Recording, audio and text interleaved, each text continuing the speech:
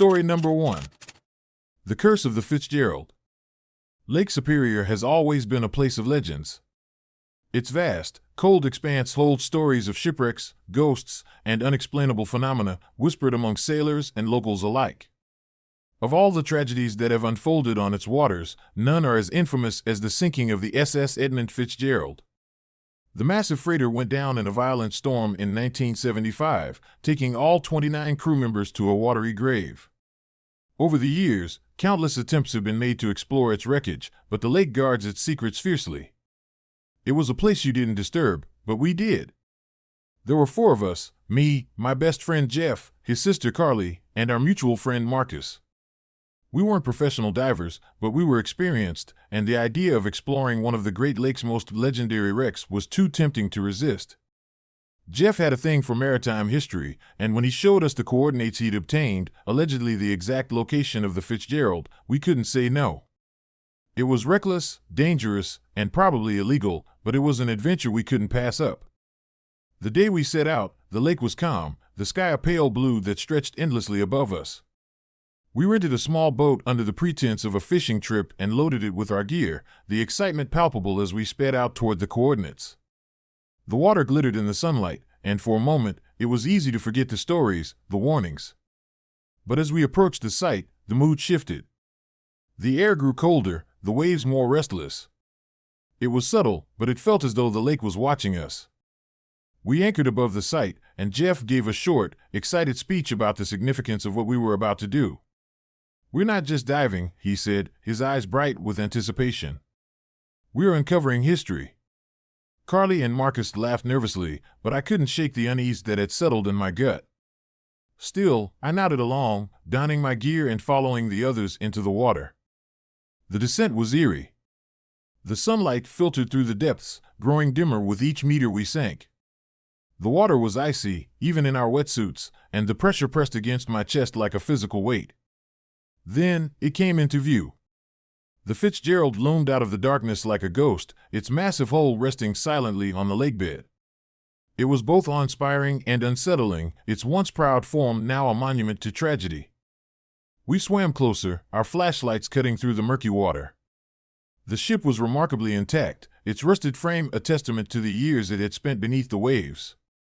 Jeff led the way, gesturing excitedly toward the bridge. Carly stuck close to him, her movements hesitant, while Marcus and I explored the main deck.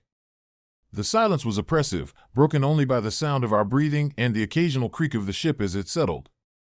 That's when Jeff found the bell. It was half buried in sediment near the stern, its surface tarnished but unmistakable. The ship's name was etched into its side, barely visible through the layer of grime. Jeff's eyes widened behind his mask, and he motioned for us to help him lift it. I hesitated. Something about it felt wrong, like we were crossing a line that shouldn't be crossed. But Jeff was insistent, and eventually, we managed to free the bell and secure it to our gear. When we surfaced, the sky had darkened. Clouds rolled in from the horizon, casting shadows over the lake. The wind had picked up, and the boat rocked uneasily as we hauled ourselves aboard, the bell clanging softly as we set it down. Jeff was ecstatic, his excitement infectious as he examined our find. Carly seemed less sure, her eyes darting toward the water as if expecting something to emerge. Marcus and I exchanged uneasy glances but said nothing. We'd done what we came to do. Now, we just wanted to get back to shore. That night, the dreams began. It was always the same. I was underwater, the cold pressing against my skin, the darkness suffocating. Shapes moved around me, indistinct at first but growing clearer with each passing second. Faces emerged, hollow-eyed, pale, their mouths open in silent screams. Their hands reached for me, pulling, dragging me toward the depths. I woke gasping, the sound of rushing water echoing in my ears. The others had similar experiences. Carly described a man standing at the foot of her bed, his clothes dripping with water, his face twisted in rage. Marcus spoke of hearing voices, a chorus of whispers that seemed to come from the walls. Jeff was the worst. He became obsessed with the bell, refusing to let it out of his sight. He spent hours cleaning it, muttering to himself about history and legacy. His eyes grew hollow, his skin pale, as though the lake had claimed a part of him. Then Marcus disappeared. It happened on the second night. We were staying in a small cabin near the shore, trying to figure out what to do with the bell. We'd argued about it earlier, Carly and I wanted to return it, while Jeff insisted we keep it. That night, Marcus went to bed early, saying he wasn't feeling well. When we went to check on him in the morning, his bed was empty. The window was open, water pooled on the floor beneath it. We searched the area, calling his name, but there was no sign of him. It was as if he'd walked into the lake and vanished. The next night, Carly was gone. I found her door ajar, her room empty except for a single wet footprint leading toward the window. Jeff barely reacted. He sat at the kitchen table, the bell in front of him, staring at it like it held all the answers. "It's them," he said, his voice hollow. "They're taking us back. One by one." By the fourth night, it was just me and Jeff. I wanted to leave, to throw the bell back into the lake and never look back, but Jeff wouldn't let me. He seemed to have merged with the artifact, his skin gray and damp, his eyes empty. That night, I woke to find him gone. The bell was still on the table, but Jeff's chair was empty, his boots sitting by the door, wet footprints leading out into the dark. I didn't wait. I grabbed the bell and drove to the lake, my heart pounding with fear and determination. The water was still, the surface like glass as I rowed out to the deepest part. The bell felt heavier than it should have, its cold surface leaching the warmth from my skin. When I reached the center, I didn't hesitate. I hurled it into the water and watched as it disappeared into the depths. The nightmare stopped after that, but the guilt remained. I don't know if the others are still out there, their souls trapped beneath the waves, or if the lake claimed them entirely. I only know that I'll never go back. The Fitzgerald isn't just a shipwreck, it's a tomb, a place where the past clings to the present like a drowning man. If you ever find yourself near Lake Superior, remember this: some things are meant to stay buried. Leave them where they lie, or the lake will make sure you join them. Story number 2. The Phantom in the Fog. The Chesapeake Bay is an endless expanse of brackish water, dotted with fishing boats and shadowed by stories that linger like the mist. To those of us who make our living there, it's as familiar as the air we breathe, treacherous yet reliable, vast yet intimate. But even the most seasoned sailors whisper about the things they can't explain: ghostly lights dancing on the waves, strange shapes moving beneath the surface, and the chilling legend of a ship that appears in the fog, claiming souls as its crew. I never believed in those stories, not until the night I saw the ship myself. Our boat, the Blue Marlin, was a modest trawler that had served me and my crew for years. We were 6, me, my brother Jake, our childhood friend Andy, a wiry deckhand named Luke, and a father and son duo, Bill and Tommy. We'd set out that evening to check the crab pots, the sky heavy with the promise of rain, the bay cloaked in a thick, gray mist. The kind of night that makes you feel like the world has shrunk to the reach of your spotlight. The first sign that something was wrong came just after midnight. Jake was at the helm, scanning the water with his binoculars, when he froze. "You see that?" he said, his voice tight. I followed his gaze, squinting into the fog. At first, I saw nothing but the murky expanse of the bay, but then a shape emerged, a dark silhouette, low and wide, gliding silently through the mist. "It's just another boat," I said, though I didn't believe it. There was something unnatural about the way it moved, too smooth, too quiet. The others gathered at the railing, their faces pale in the dim light. "Who'd be out here without lights?" Andy muttered, but no one answered. The ship disappeared as quickly as it had appeared, swallowed by the fog. We tried to shake it off, chalking it up to a trick of the light or a fishing boat running illegally, but an unease settled over us, the kind that makes the hairs on your neck stand on end. We returned to our work, though none of us spoke much after that. An hour later, Luke was gone. We didn't notice at first.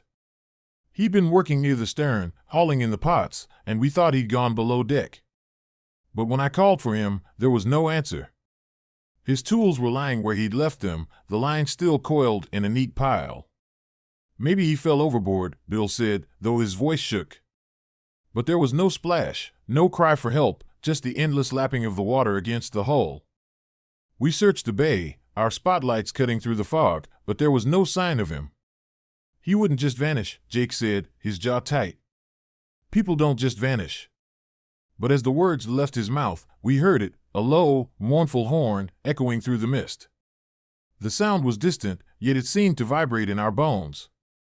And then we saw it again. The ship was closer this time, its outline sharper against the fog. It was massive, its hull dark and barnacle-covered, its mast stretching high into the mist. Figures moved on the deck, indistinct shadows that seemed to flicker like candlelight. My stomach turned as I saw one figure step forward, his shape clearer than the others. He was tall and lean, his head tilted as if watching us. And he looked like Luke. Andy cursed under his breath, stumbling back from the railing. "That's not possible," he said, but the rest of us had seen it too. Luke was there, his face pale, his eyes wide and empty. He opened his mouth as if to speak, but no sound came out. The ship disappeared again, sinking into the fog like a stone dropped into water. The panic set in after that. Tommy, barely 19 and green as they come, was the first to crack. "We need to get out of here," he said, his voice high and frantic. "This isn't normal." "This isn't," he didn't finish. One moment he was there, clutching the railing, and the next, he was gone. The air where he'd stood felt colder, as though the mist had reached out and taken him. We searched again, but deep down, we knew we wouldn't find him. The horn sounded once more, closer this time, and the ship reappeared. There was no mistaking it now. Tommy was there, standing beside Luke, his face just as blank, his movements stiff and unnatural. "It's them," Jake whispered, his voice trembling. "It's taking them." Bill broke after that. He grabbed a flare gun and fired it at the ship, the red light streaking across the water. It didn't make contact. The ship remained untouched, its shadows shifting like smoke.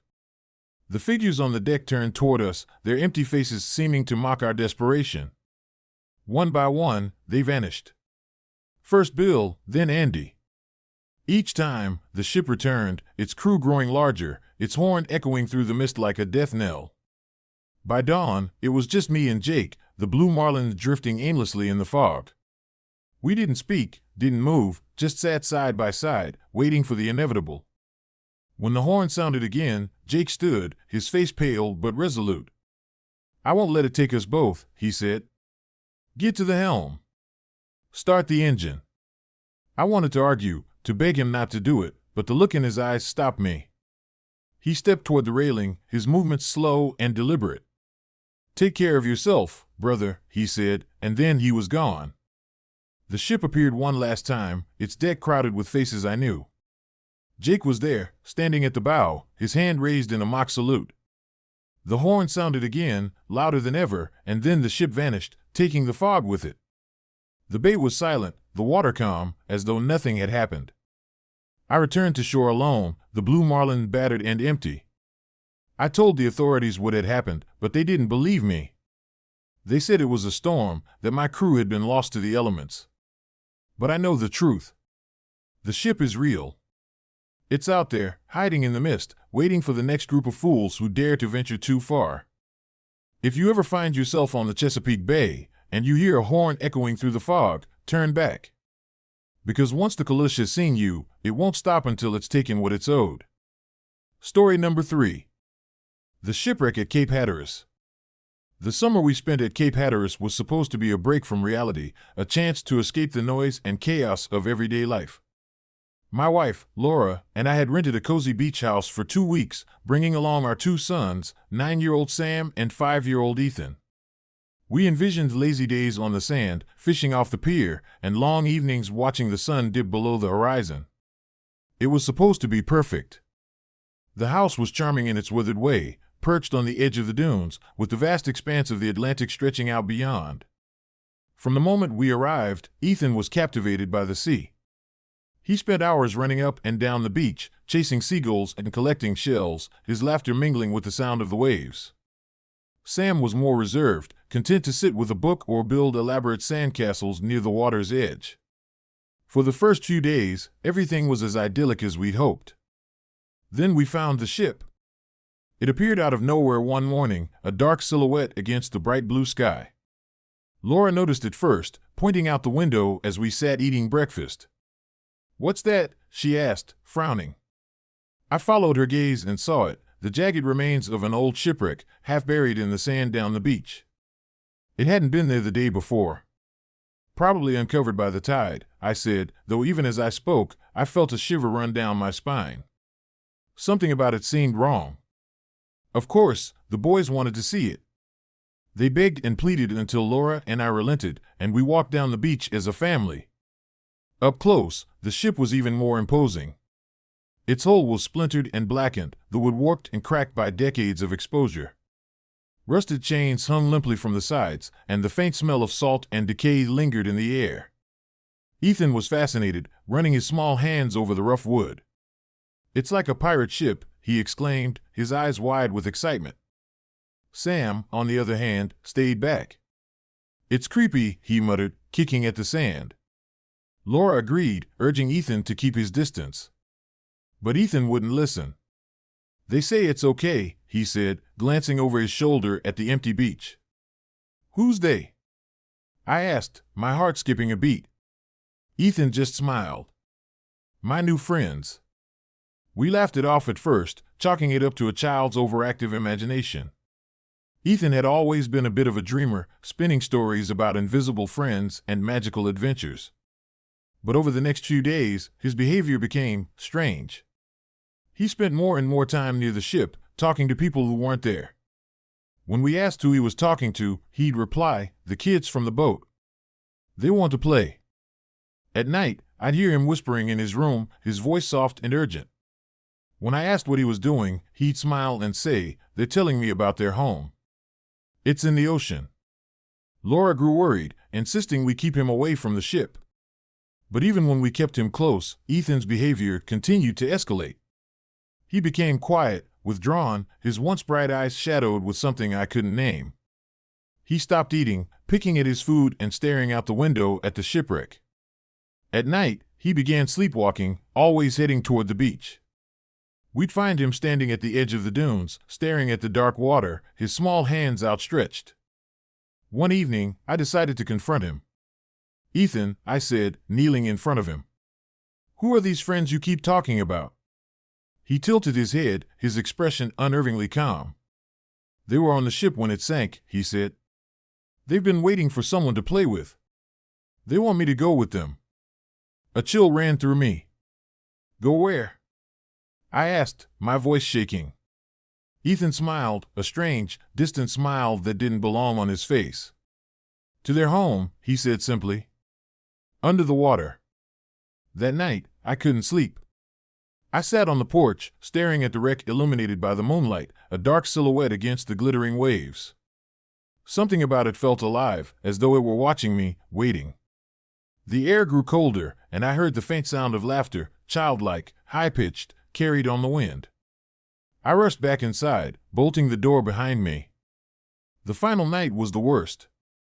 I woke to the sound of Ethan's door creaking open. I jumped out of bed, my heart pounding, and found his room empty. The front door was ajar, the cool night air blowing in. "Laura!" I shouted, racing outside.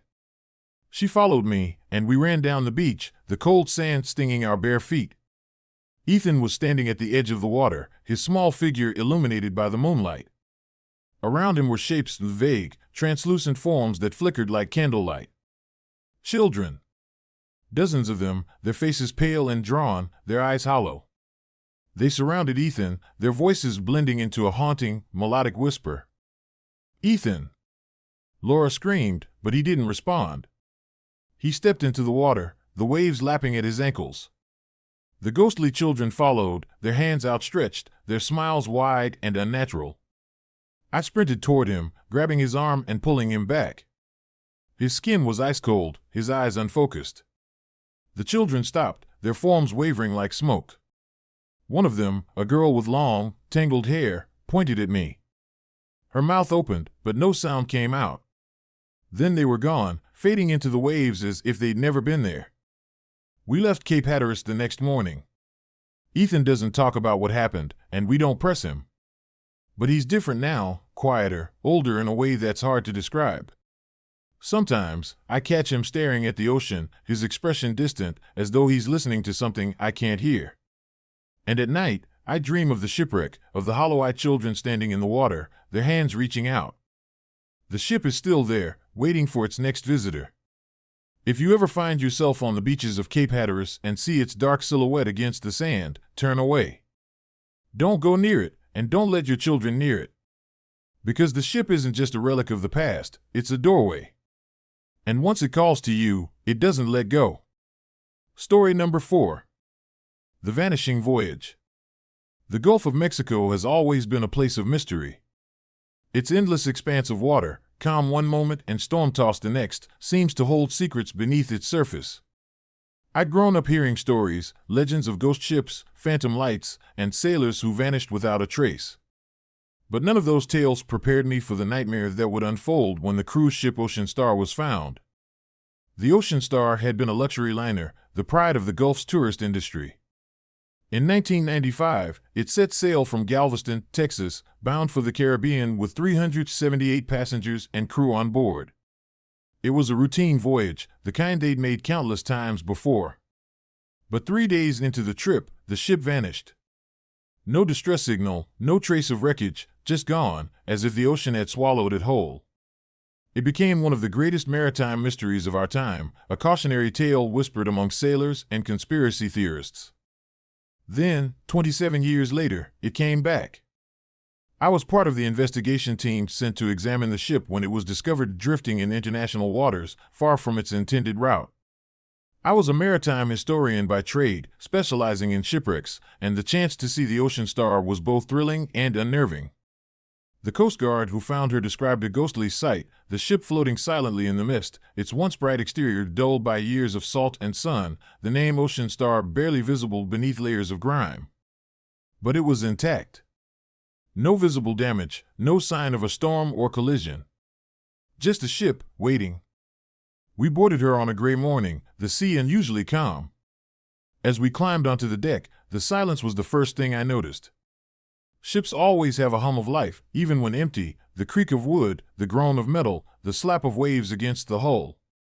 But the Ocean Star was silent, as if the water around her had stilled in reverence. The deck was eerily pristine, the tables and chairs in the outdoor lounge still neatly arranged, as though the passengers had only just stepped away. A half-empty glass of wine sat on one table, the liquid inside long evaporated. "It's like they just disappeared," one of the investigators muttered, his voice unnaturally loud in the quiet. We split into teams to explore the ship, our flashlights cutting through the dim interior. The grand dining hall was untouched, its chandeliers hanging silently above tables set for a meal that had never been eaten. The staterooms were tidy, the beds made, personal belongings neatly arranged. It was as if time had paused the moment the ship vanished. Then we found the writing. It started in the hallways, words scrawled in what looked like chalk, frantic and uneven. "Help us. Trapped. It's coming."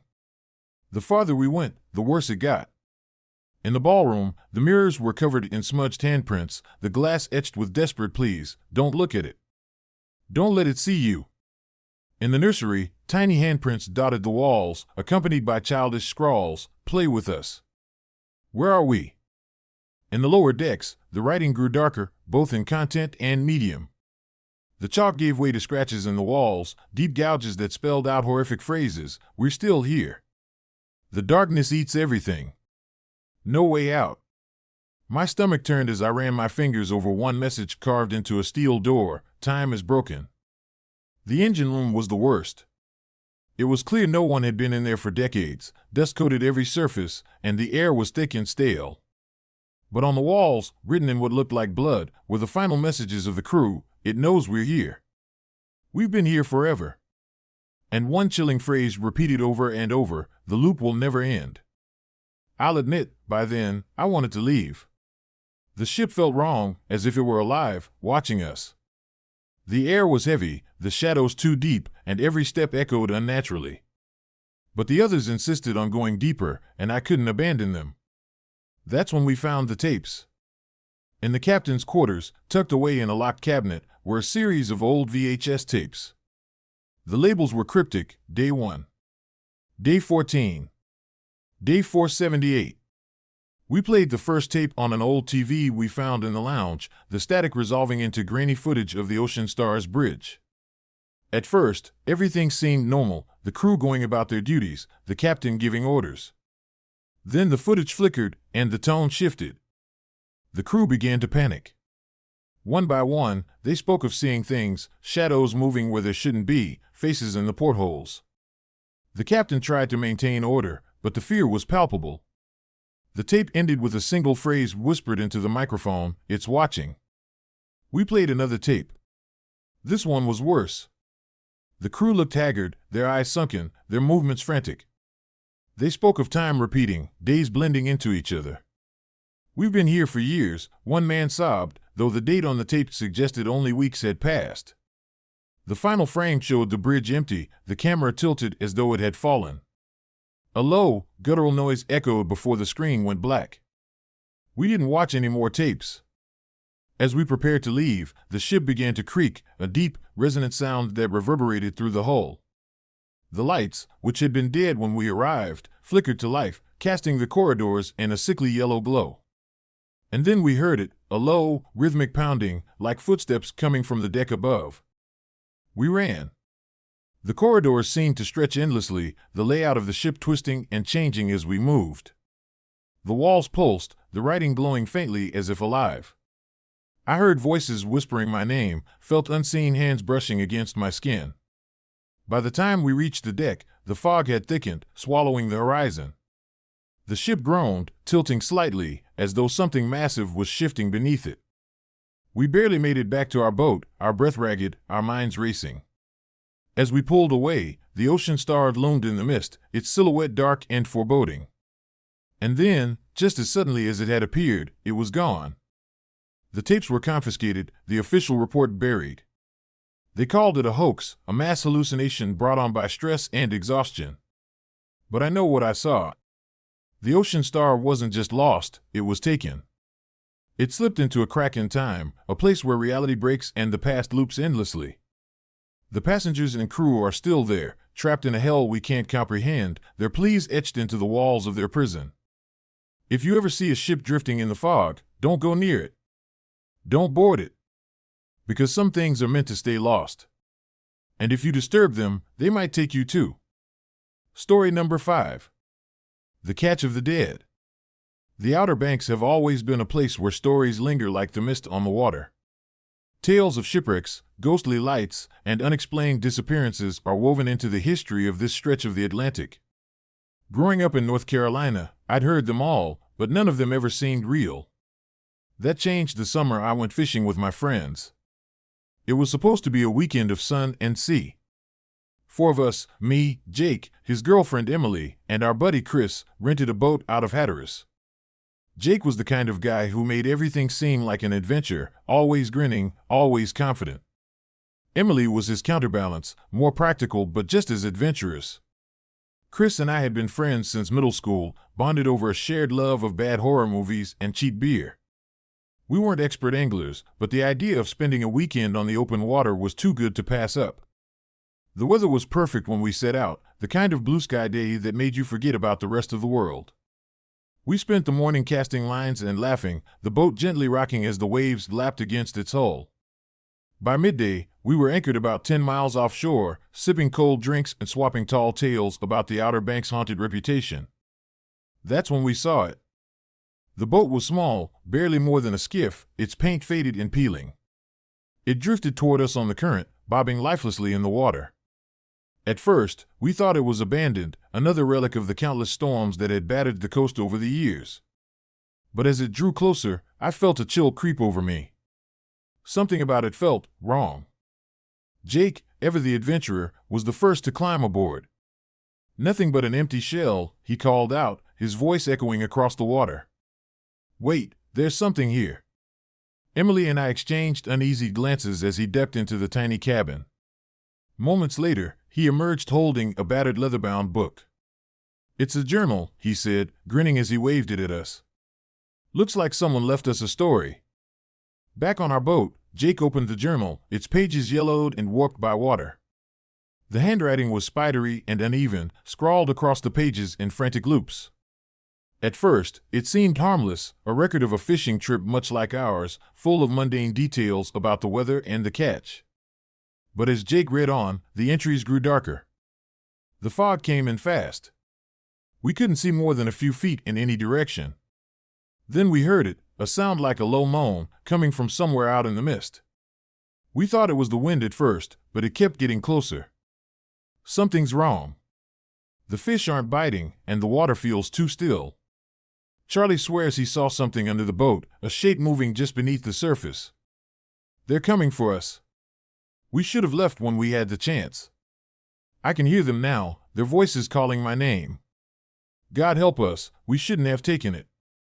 We all fell silent as Jake closed the book, the weight of the words hanging in the air. It's just a story, Chris said, though his voice lacked conviction. Some sailors trying to scare people. Jake shrugged, tossing the journal onto the table.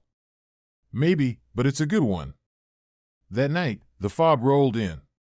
It came suddenly, a thick wall of gray that swallowed the horizon and muffled the sound of the waves. The boat felt smaller, more fragile, as the mist pressed in around us. It'll pass, Jake said, though he didn't sound sure. Emily stayed close to him, her eyes darting toward the water. I stood at the bow with Chris, staring into the fog, straining to see anything beyond the eerie, endless gray. That's when we heard the voices. At first, it sounded like the wind, low and mournful, whispering through the mist. But as the minutes passed, the whispers grew louder, more distinct. They called our names, soft and insistent, like distant echoes carried on the breeze. You hear that? Chris asked, his face pale. I nodded, my throat dry. Yeah. The boat rocked suddenly, a sharp jolt that sent us all stumbling. What the hell was that? Emily cried, clutching Jake's arm. The water around us churned, the surface breaking into dark, frothing waves. Shadows moved beneath the boat, indistinct shapes that darted just out of sight. We need to get out of here, I said, my voice shaking. Jake ran to the helm, firing up the engine, but it sputtered and died. It's not starting, he said, panic creeping into his voice. The voices grew louder, more urgent. They didn't just call our names now, they begged, pleaded, sobbed. Help us. Come with us. Join us. The boat rocked again, harder this time, as if something massive was pushing against it. Emily screamed, and I turned to see a hand, pale and bloated, its fingers tipped with jagged nails, clawing at the side of the boat. More hands followed, dozens of them, rising out of the water like a grotesque tide. Chris grabbed a flare gun from the emergency kit, firing it into the air. The red light illuminated the scene for a brief, horrifying moment, faces in the water, twisted and decayed, their empty eyes locked on us. They were everywhere, surrounding the boat, their mouths moving in unison as they chanted the same words over and over, the journal. The journal. They want the book, Emily whispered, her face as white as the fog.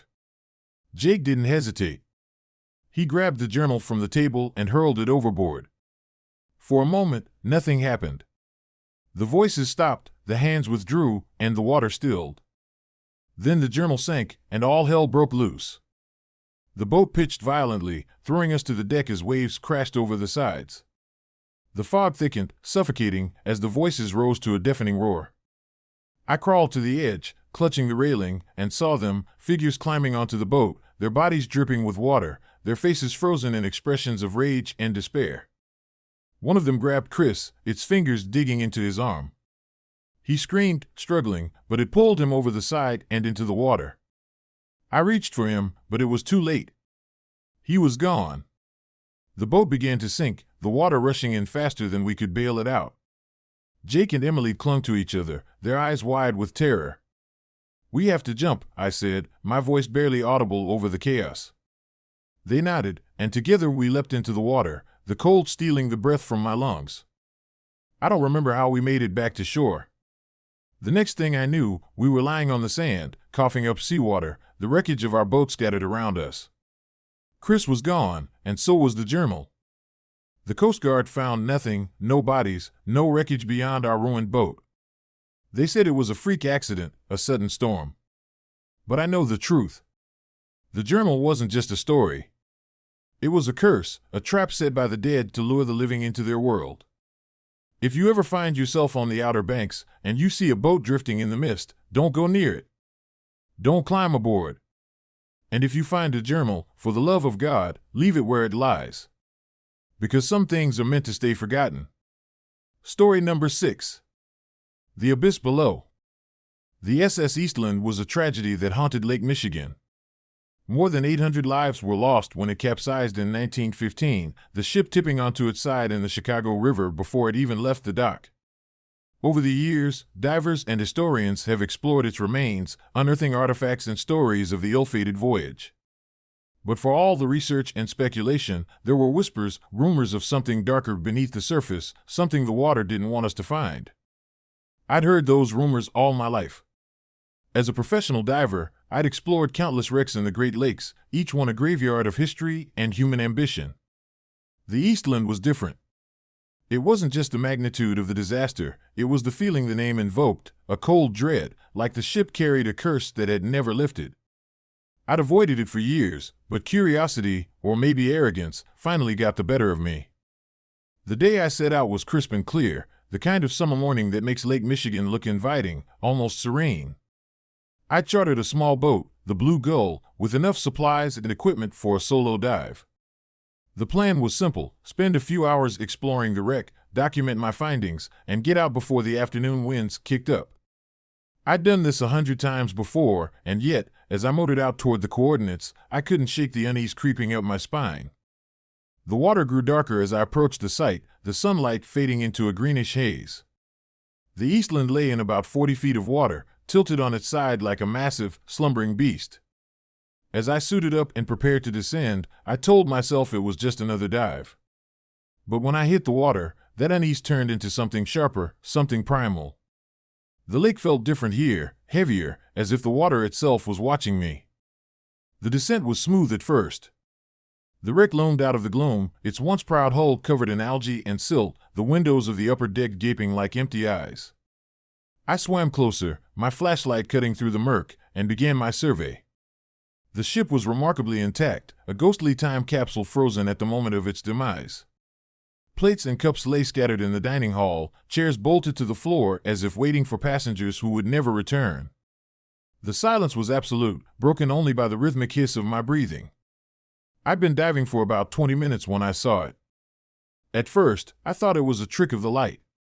A shadow, massive and slow-moving, passed just beyond the range of my flashlight. My heart pounded, but I told myself it was a school of fish, maybe a sturgeon. I kept exploring, though my focus wavered, my eyes darting to the edges of the beam as if expecting something to lunge from the darkness. The second time I saw it, there was no mistaking it. It was a shape, long and serpentine, its body rippling with a sickly, pale luminescence. It moved with an unnatural grace, circling the wreck like a predator stalking its prey. I froze, every instinct screaming at me to ascend, to get back to the boat and leave this cursed place. But fear and curiosity held me in place, my flashlight following the creature as it disappeared into the shadows. I decided to end the dive. Whatever was down there, it wasn't something I wanted to confront. I turned back toward the line I'd anchored to the wreck and began my ascent. That's when I heard it, a low, resonant sound that vibrated through the water, more felt than heard. It was a growl, deep and guttural, a noise that didn't belong in the lake. The creature appeared again, closer this time. Its head was massive, with eyes that glowed faintly in the gloom.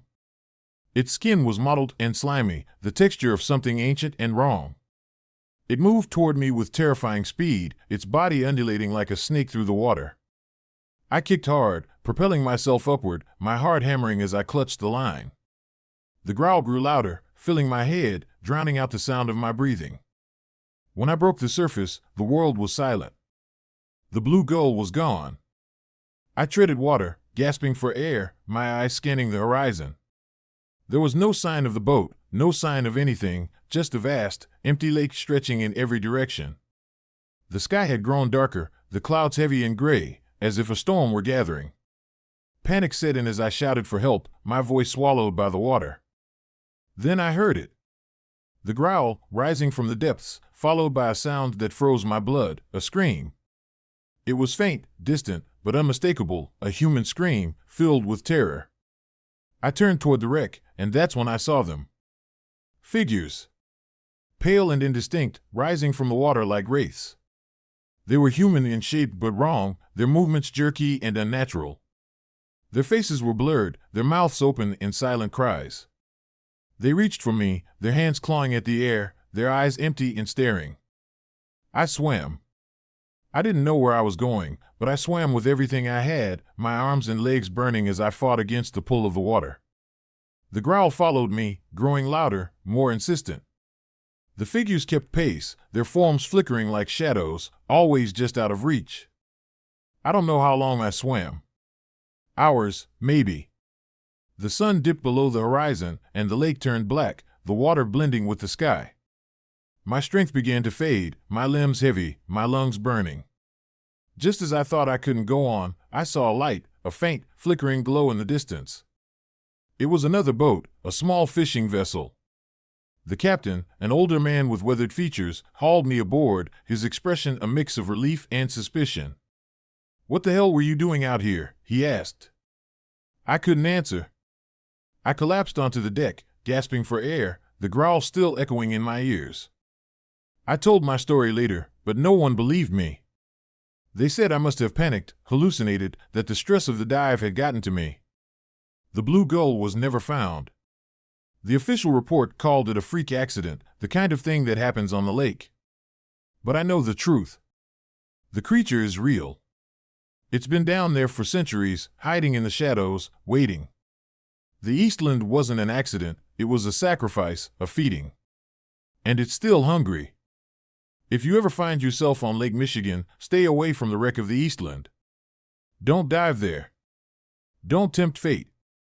Because once you've seen it, the lake doesn't let you go. And neither does the thing that lives beneath it. Story number 7. Shadows of the Monterey Wreck. Photography has always been my escape. There's something magical about capturing moments, freezing them in time, as if you've bottled a piece of reality to revisit forever. That's why I jumped at the chance to photograph the wreck off Monterey Bay when I heard about it. A local diver had mentioned it in passing, a ship from the 19th century, long forgotten, lying in the cold depths of the Pacific.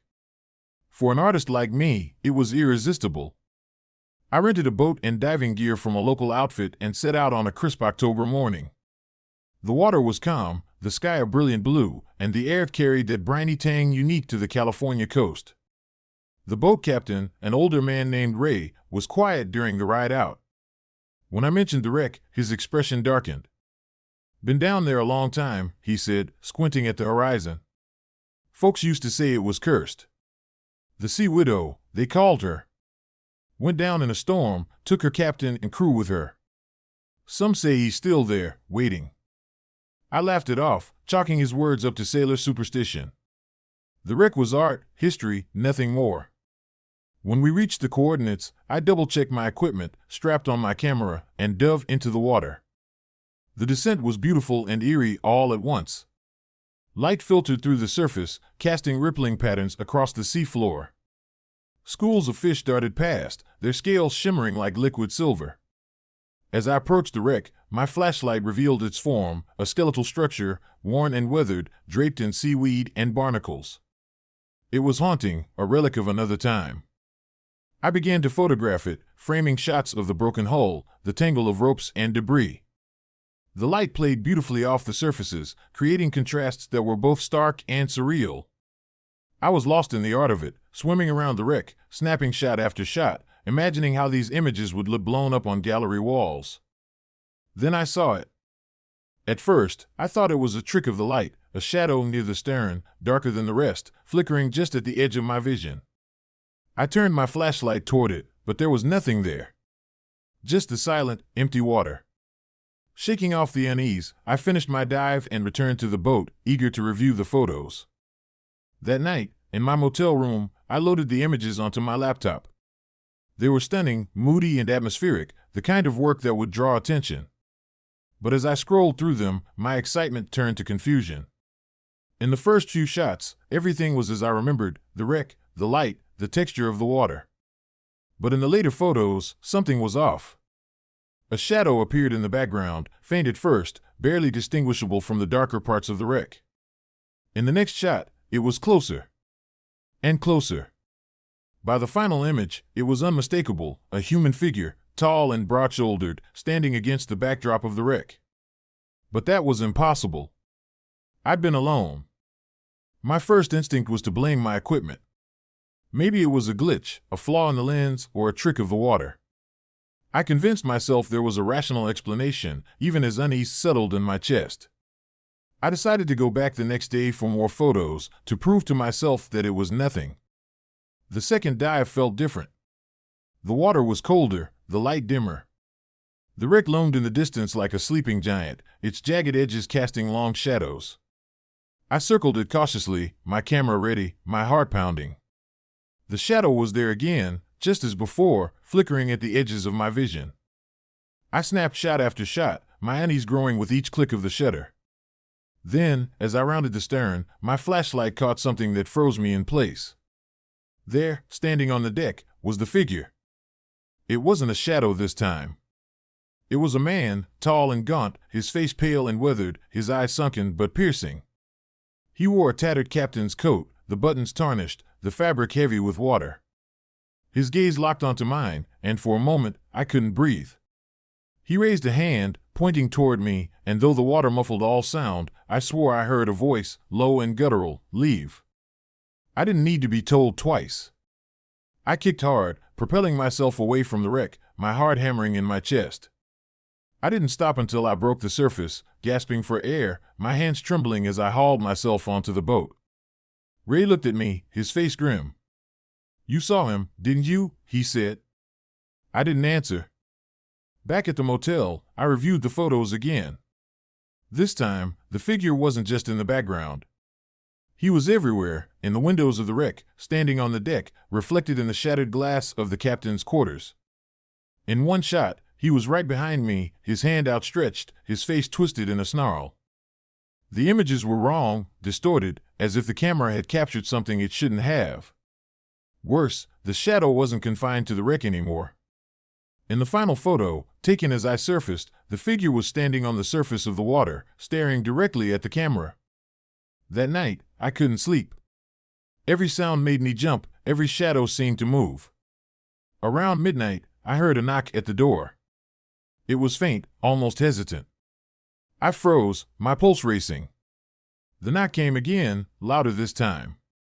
Slowly, I approached the door, my hand shaking as I reached for the knob. When I opened it, no one was there. Just the empty corridor, lit by the flickering fluorescent light. But on the floor, just outside the door, was one of my photographs, the one with the captain standing on the deck. The edges were burned, the image warped and charred. My laptop was gone. So was my camera. I left Monterey Bay the next morning, abandoning the rest of my project. I didn't tell anyone what happened, didn't try to retrieve my equipment. I just wanted to get as far away as possible. But the photos stayed with me, burned into my memory. The figure, the shadow, the captain, he wasn't just a ghost. He was something worse, something tethered to that wreck, his presence spreading like a stain through anyone foolish enough to capture him. Now, every time I close my eyes, I see him. I hear the knock at my door, the voice in the water, the whisper that won't go away, "Leave." But I know it's too late. The shadow isn't confined to the wreck anymore. It's here, with me, following me. And if you ever find yourself diving in Monterey Bay, stay away from the wreck. Don't take pictures. Don't bring back proof. Because some things were never meant to be seen. Story number 8. The Light That Lures.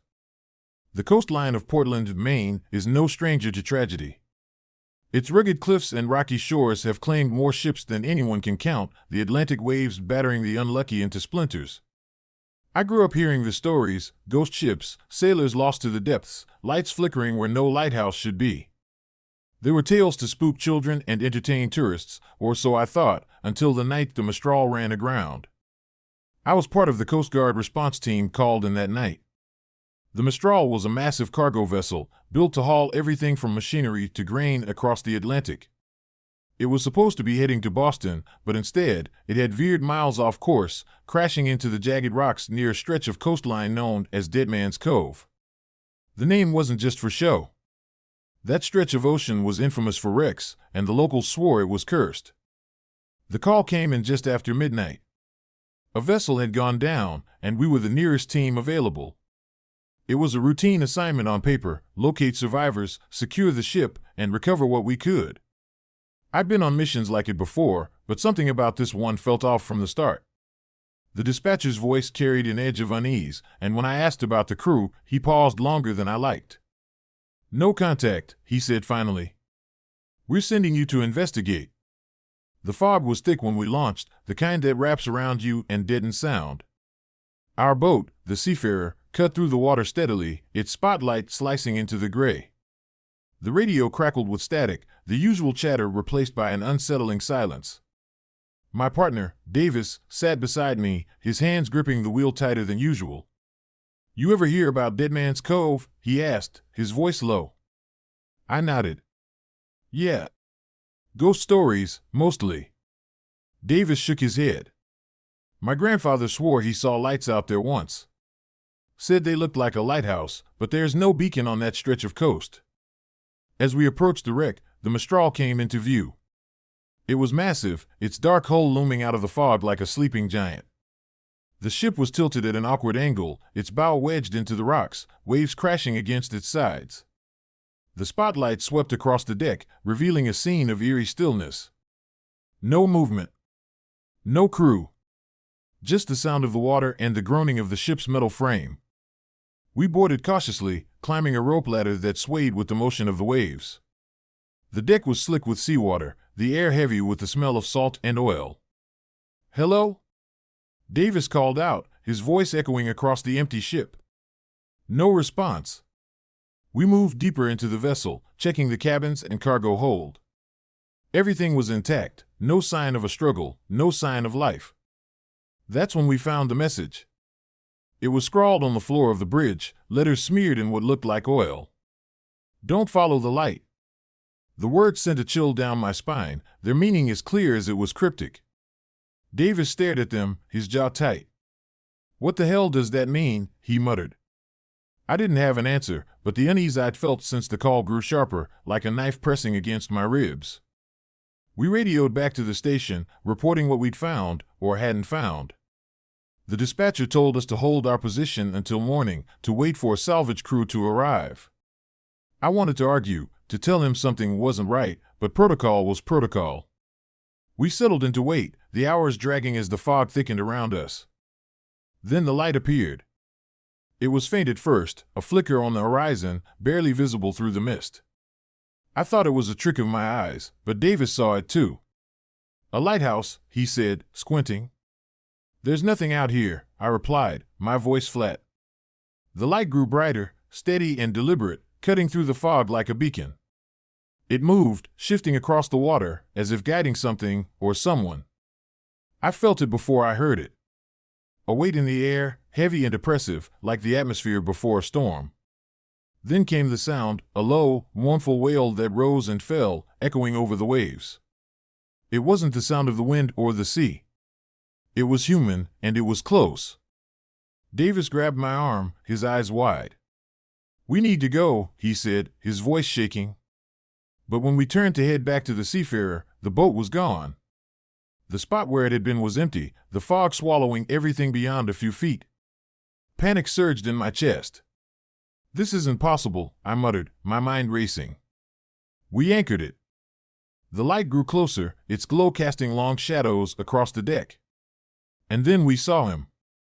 He emerged from the fog like a figure from a nightmare, tall and gaunt, his clothes soaked and tattered. His face was pale and bloated, his eyes dark hollows that seemed to pull at your soul. He moved slowly, deliberately, his footsteps heavy on the deck. And though his mouth didn't move, I heard his voice, low and guttural, like the rumble of the sea. "Come with me." Davis backed away, his breath coming in short, sharp gasps. "What do you want?" he shouted, his voice cracking. The figure didn't answer. Instead, he raised a hand, pointing toward the light. The wail rose again, louder this time, and the air grew colder, the kind of cold that seeps into your bones.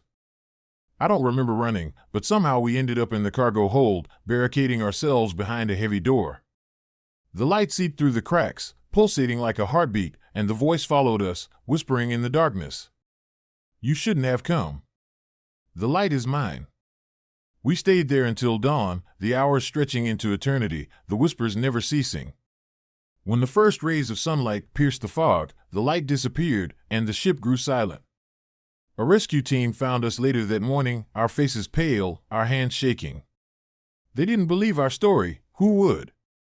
The Mistral was towed back to port, but I refused to set foot on it again.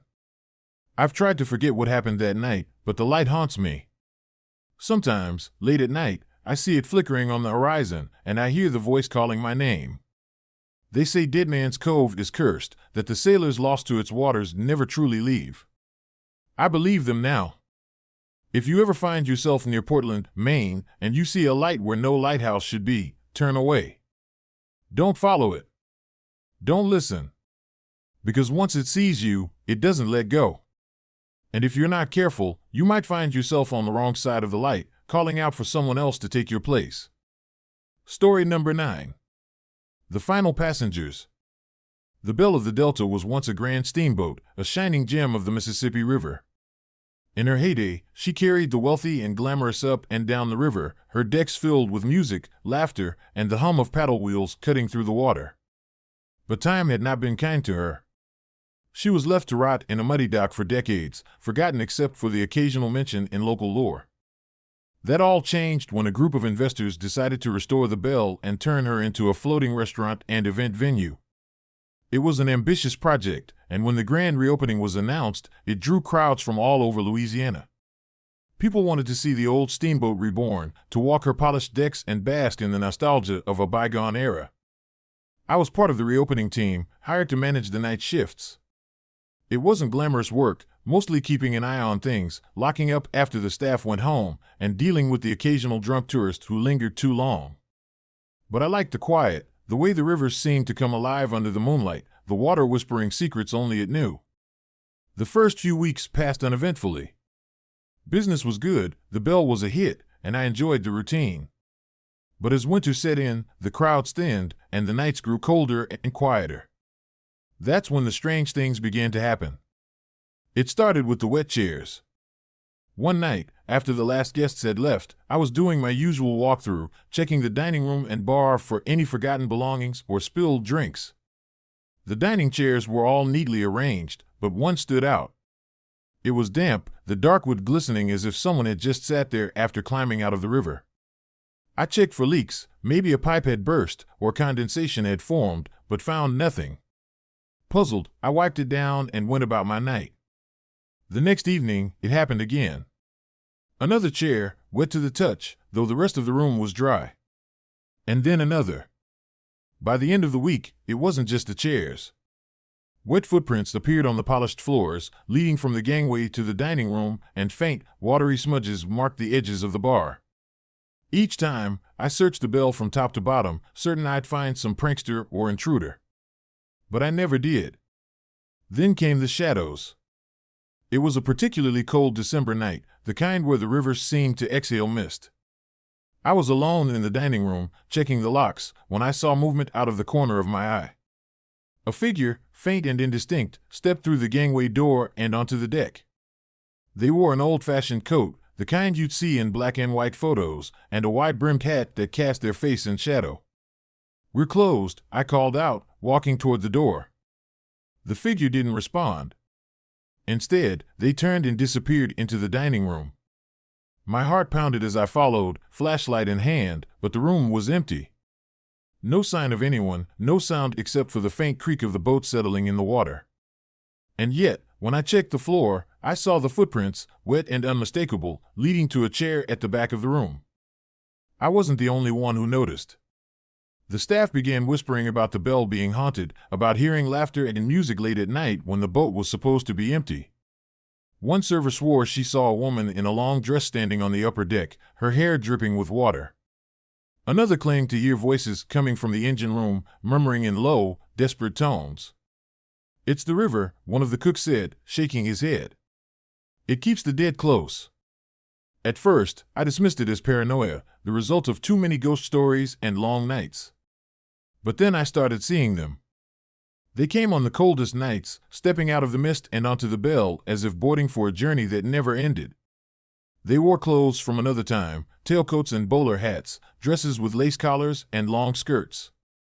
Their faces were pale, their eyes empty, and they moved silently, their footsteps leaving wet trails that vanished before my eyes. The worst part was the dining room. Every night, they gathered there, sitting at the tables, their ghostly forms flickering like candlelight. They didn't speak, didn't eat or drink. They just sat, their eyes fixed on something unseen, their hands folded in their laps. And always, when I checked the chairs after they disappeared, they were wet. I tried to ignore it, to convince myself it was my imagination, but the river wouldn't let me. The whispers grew louder, the shadows darker, and the sense of being watched became unbearable. One night, as I stood on the deck, staring out at the black water, I felt a hand on my shoulder. I turned, expecting to see one of the staff, but there was no one there. Just the faint sound of a woman's voice, whispering, "Come with us." That was the last straw. I quit the next day, leaving the bell and its ghostly passengers behind. But the memory stayed with me, haunting my dreams and creeping into my waking hours. Sometimes, when I drive by the river, I swear I see them, the shadows of the past, boarding the bell for one more journey, their wet footprints disappearing into the mist. They say the river never gives up its dead, and I believe it. The Bell of the Delta isn't just a boat. It's a gateway, a place where the living and the dead share the same space, the same stories, the same water. And if you ever find yourself walking its decks on a cold winter night, remember this: the chairs are wet for a reason. Don't stay too long. Don't let them see you. Because once you join them, there's no coming back.